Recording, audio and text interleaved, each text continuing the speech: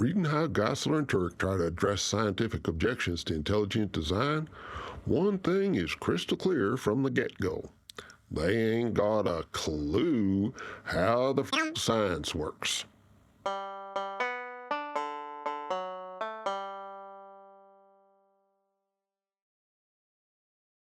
Hey there, folks. Bertram the Barely Bearable Atheist here, continuing our series on the book I Don't Have Enough Faith to Be an Atheist by Norm Geisler and Frank Turek. We's up to Chapter 6, in which our heroes Geisler and Turek conclude their assault on the massive evil conspiracy to spread quote-unquote Darwinism throughout the land. It's been a struggle for them, because the only weapons they has to fight with is a failure to understand the difference between molecules and messages, a misunderstanding of science in general and evolution in particular, a powerful reluctance to learn anything they don't want to know, and an ad hominem assumption that scientists is all atheists out to suppress any evidence for God, no matter how many of them is honest God-fearing Christians. They talks like their previous arguments in this chapter has proved beyond all doubt that life on Earth is created by an intelligent designer. But just to be sure we's all convinced, they go over all those same arguments again, and again, and again. But finally, they gets down to the topic that this part of the chapter is supposed to be about, which is addressing the scientific objections to intelligent design. And they make it clear right from the start that not only do they not understand how science is supposed to work, but they ain't interested in learning. Quote, "The Darwinists' claim that intelligent design is not science is based on their biased definition of science. But that's arguing in a circle.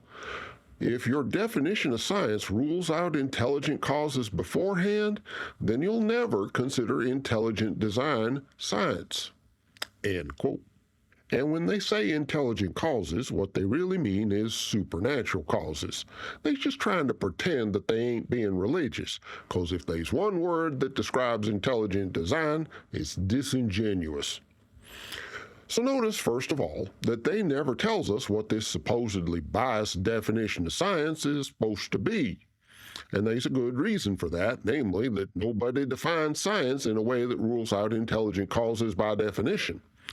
For example, the Merriam-Webster Online Dictionary defines science as, quote, 1A, knowledge or a system of knowledge covering general truths or the operation of general laws, especially as obtained and tested through scientific method. Or B, such knowledge or such system of knowledge concerned with the physical world and its phenomena. End quote. And notice that definition 1B ain't a contradiction of definition 1A, it's just describing a specific application of science to a specific domain, namely the physical world and its phenomena. And notice, too, that neither definition rules out intelligent causes. A scientific investigation of recent climate change, for example, points decisively to an intelligent cause, namely human industry. The defining characteristic of science is that it uses the scientific method, which the Merriam-Webster Online Dictionary defines as, quote, principles and procedures for the systematic pursuit of knowledge involving the recognition and formulation of a problem, the collection of data through observation and experiment, and the formulation and testing of hypotheses. End quote. And again, there's nothing there to arbitrarily rule out intelligent causes whenever intelligent causes is producing the problem that science is trying to solve. The key property that these definitions refer to indirectly is that causes need to be scientifically verifiable. Or in other words, we need to be able to describe some set of observations that we'd be able to make if and only if the proposed cause is the actual cause. And that means we need to be able to describe how our observations would be different if in the proposed cause ain't the actual cause. If in a proposed cause could reasonably be expected to produce any conceivable set of observations, then our observations ain't going to be able to tell us anything about whether the proposed cause is the actual cause or not. And that means that the proposed cause in that case is useless to science on account of it's unfalsifiable. And again, this ain't a requirement that was added just to rule out the possibility of intelligent causes, especially since it don't rule out intelligent causes. All it rules out is unverifiable and unfalsifiable causes. And that's a good thing, because it stops us from saying we prove stuff that we ain't actually proven. The trouble for Geisler and Turek is that it rules out their predetermined conclusion that an unverifiable and unfalsifiable intelligent creator created everything. There ain't no possible observation that we could make that could rule out the possibility that a magical creator did it that way just 'cause he wanted to. God's famous for working in mysterious ways, after all. Is life complex? That's 'cause he wanted to make it complex. Does it have amazing and elegant mechanisms built into it? He wanted to make it amazing and elegant.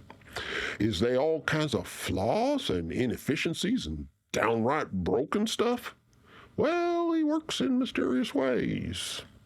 He's unfalsifiable and therefore unscientific. But Geisler and Turek don't want to understand this. They'd rather accuse scientists of cheating by using a biased definition of science that arbitrarily and unfairly rules out intelligent design. In other words, they're deploying an ad hominem strategy. And they don't stop there. Their next strategy is divide and conquer. Quote, origin questions are forensic questions and thus require the use of forensic science principles. End quote. And they go on to give a table of the supposed differences between what they call empirical science and what they call forensic science. According to Geisler and Turek, empirical science is observational science, and forensic science is origin science, and never the twain shall meet. Just like they try to divide evolution into microevolution and macroevolution, they try to divide science into observational science and forensic science. As if forensic investigators never makes any observations. And of course, the goal of this divide and conquer strategy is to exclude actual science from making any observations related to the origin of life by inventing an entirely new branch of quote-unquote science that only investigates origins using special rules that they's made up in order to allow subjective and superstitious perceptions to be classified as proof. Notice how all of the so-called empirical questions is how questions, and all of the so-called origins questions is what questions, even though the question they's trying to answer is how did all the species get here? That ain't a problem. To them, it don't really matter what the question is as long as the answer is an intelligent designer. Meanwhile, back in real science, the method we use to investigate any of the questions in either column is the same. Formulate a hypothesis about what the answer might be, then describe how the answer being true would give us one set of observations that's different from the observations we'd get if the answer was false, and then make the observations and see what you get. It don't matter whether the question you're investigating is about something that's happening now or about something that happened in the past.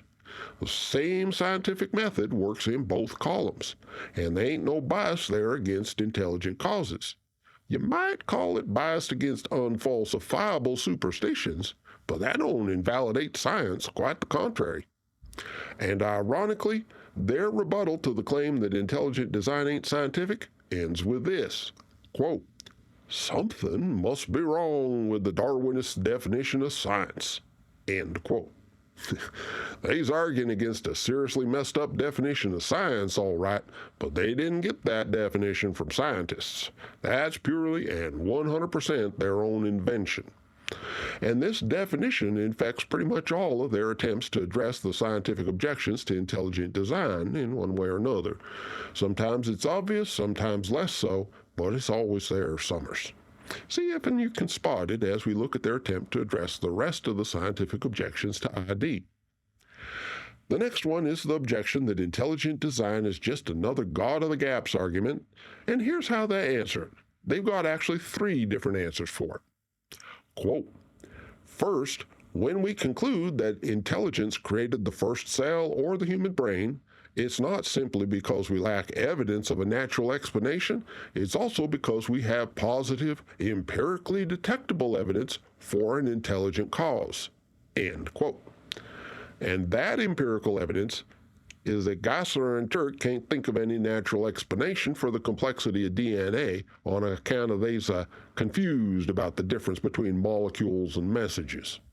Quote, every time we observe a message, it comes from an intelligent being. We never observe natural laws creating messages. End quote. And of course, natural laws don't need to produce actual messages. Natural laws only need to produce something complex enough for Geisler and Turek to interpret it as a message, if they feel like it. And nature does that all the time.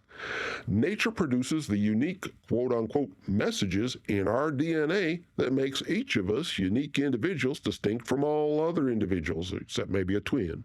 If and it don't require an intelligent designer for each of those unique DNA quote-unquote messages, then we don't need any for the first one either. As it happens, we don't currently know the exact process by which that first DNA molecule emerged, and Geisler and Turek is using that gap in our knowledge to supposedly prove that they's an intelligent designer. But remember, this is their first attempt to prove that ID ain't a God of the gaps fallacy. Swing and a miss. Next. Quote, second, intelligent design scientists are open to both natural and intelligent causes. End quote. Yeah, they's open to both as long as the natural explanations don't close up the gaps they want to shoehorn an intelligent designer into. They's willing to admit that, okay, yeah, maybe you don't need a god to explain lightning, and maybe you don't need demons to explain disease. But if in science can't give a detailed explanation of abiogenesis, then that means a god is required to fill that gap.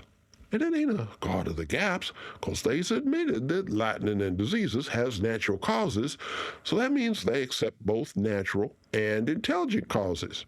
Right? Right? Yeah, no, sorry guys, I ain't buying that one, especially since their next paragraph is centered on this quote from William Dembski of the Discovery Institute. Quote, how long are we to continue a search before we have the right to give up the search and declare not only that continuing the search is vain, but also that the very object of the search is non-existent? End quote. No, he ain't talking about the search for solid, verifiable, objective evidence of God. He's talking about ongoing research into abiogenesis, which, by the way, is making a lot more tangible progress than the search for evidence of God. But the important thing to note is that Geisler and Turek just got done claiming that intelligent design proponents is open to both natural causes and intelligent causes. And then they follow that up with a quote from an intelligent design proponent calling for researchers to quit looking into natural causes. I reckon nothing says open-minded like declaring that you ain't going to look for it and nobody else should either, eh, fellas? But their third argument for why ID ain't a God of the gaps fallacy is because, get ready for this one, intelligent design is falsifiable. No, seriously. Quote, ID could be disproven if natural laws were someday discovered to create specified complexity. End quote.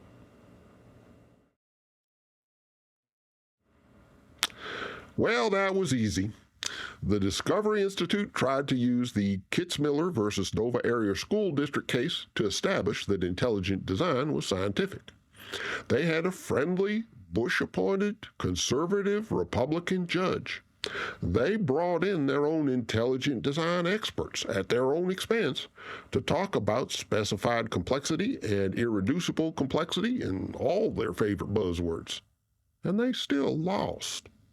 The scientific evidence was so strong and their own evidence was so weak that the conservative Republican judge not only ruled against them, he issued a scathing 139-page decision blasting the Discovery Institute's arguments and accusing the Dover School Board of, quote, breathtaking inanity for trying to include intelligent design in the classroom. Scientists has repeatedly demonstrated that natural mechanisms can and do produce the biological structures that ID proponents call specified complexity and irreducible complexity. If intelligent design is falsifiable on that basis, then it has been falsified. So let's move on. Geisler and Turek make a feeble attempt to accuse scientists of making their own God of the Gaps fallacy by supposedly claiming to know that natural causes produce life on Earth, which is a false accusation since scientists don't claim to know things they don't know. They just say, here's a gap in our knowledge, let's see if we can find what's inside. Geisler and Turek is basically just saying, I know you are, but what am I?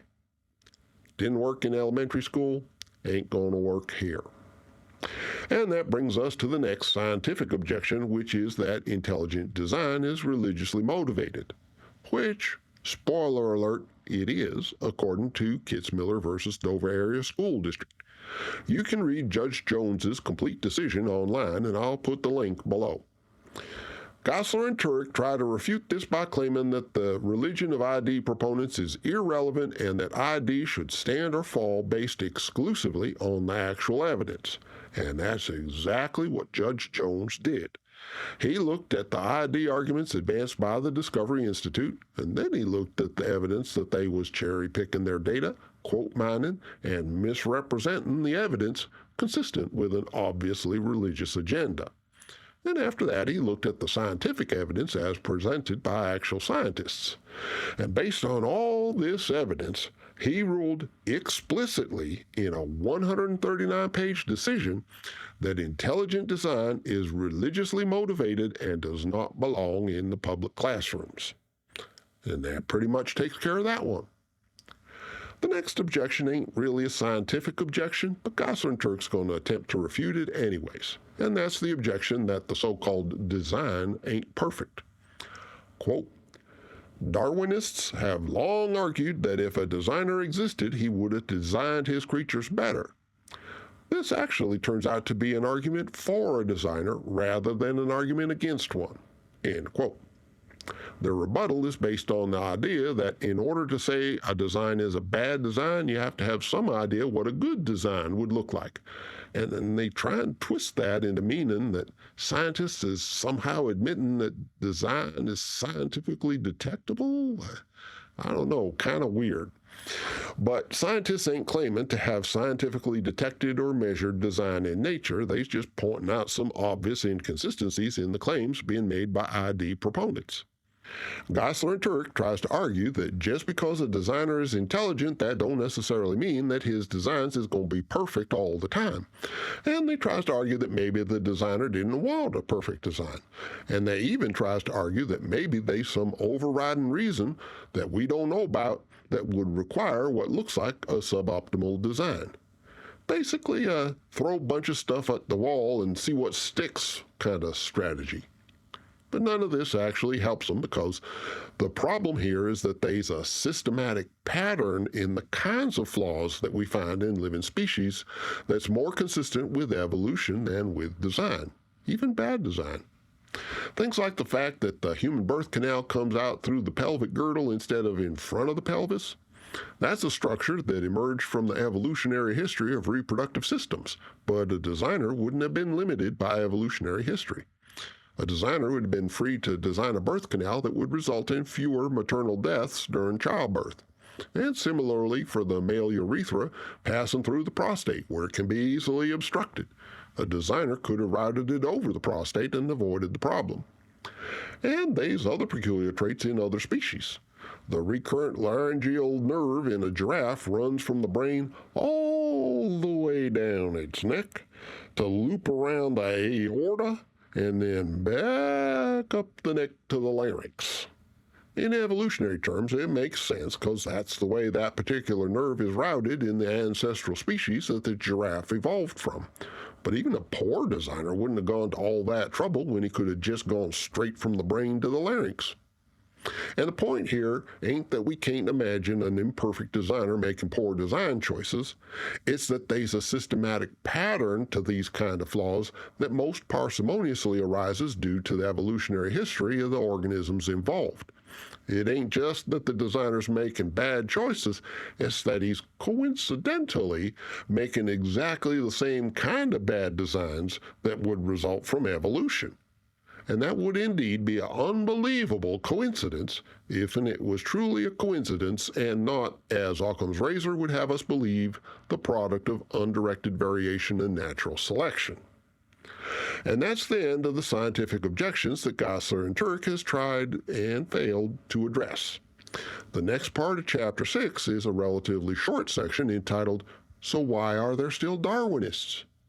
I bet y'all will be shocked to find out that Geisler and Turek think it's because we's all sinners and we don't want God messing with our sex life. Paleontologists spend their lives digging up fossils under the hot desert sun. Geneticists build multi-million-dollar research labs and work long hours sequencing genomes. Researchers and reviewers pore over manuscripts and do detailed peer reviews so as they can publish the best possible science. Graduate students take low-wage research jobs, even though industry pays better. And all of that is just a bunch of horny guys looking for an excuse to have sex in ways that God don't approve of. Because if there's one thing us nerds is famous for, it's our wild and profligate sex lives. Oh boy. For once, I ain't sure there's much more to be said. Yeah, I'm kind of speechless. But anyways, on that note, we's finally done with Chapter 6. If their arguments was as good as they claim, they'd end the book right here. But they ain't, and they don't. So next time, we's going to move on to Chapter 7, entitled Mother Teresa versus Hitler. No, seriously, that's the actual title. I think it's about the moral argument. But anyways, that's going to do it for me for today. Thanks for watching, and please be kind wherever possible.